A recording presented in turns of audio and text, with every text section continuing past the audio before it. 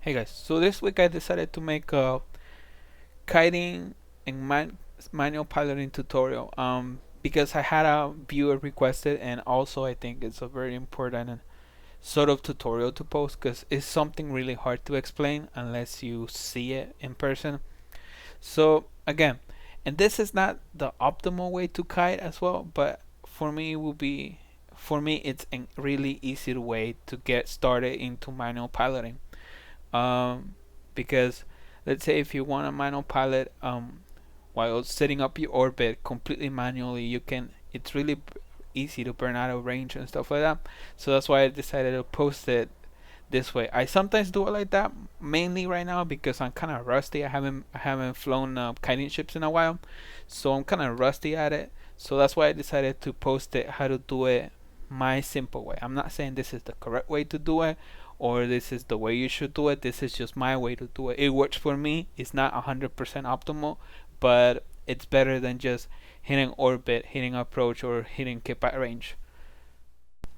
So first I'm going to show you what happens when you just use the orbit and approach button. So my orbit is set up 23 kilometers, and the two things that you want to keep watching on this video is what I have highlighted on my overview, which is velocity, which of course tells me how fast my target is going, and radial velocity tells me how fast we're approaching. Let's say, for example, right now it's 493 meters per second. It means that we're separating because it's positive.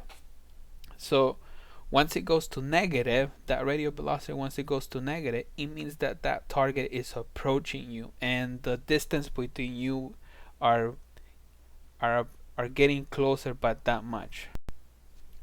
So in here, I'm trying to kite a really hard target, and what we want to do is approach to get some distance real quick, and then put point on, and then we hit orbit to set up an orbit. So we're kind of doing okay, that target is really fast and he's not overheating as well. So it means it can go up to like 5,000 overheated.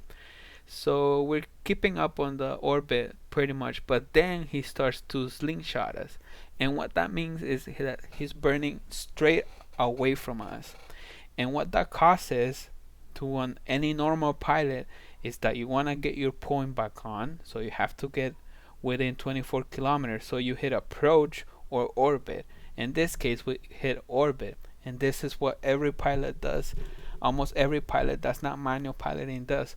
And you can either do it too, but at the same time, if you see the radial velocity, how much is increasing by 3,000, 4,000, and at the point until the point that he really catches me, like for example, because what happens is that he starts burning away, and then once we hit orbit again, we start approaching that ship.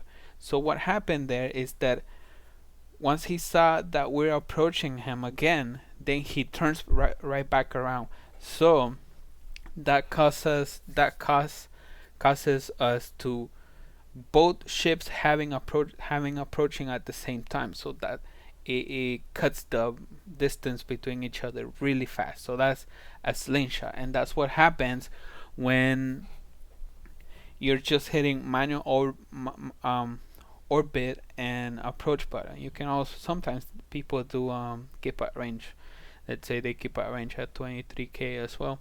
So this is what I don't want you to do, guys, because this is the easiest way to get slingshot. Again, if you don't know what slingshot is let's say a ship is orbiting you around, and what you want to do in order to get away is burn in a straight line away from the ship that is kiting you, and he will try to put the point back again because you're giving him more pressure. You're just burning in a straight line, so he will start approaching you, and because he's approaching you, then you turn around and overheat your micro, and you have two ships approaching each other.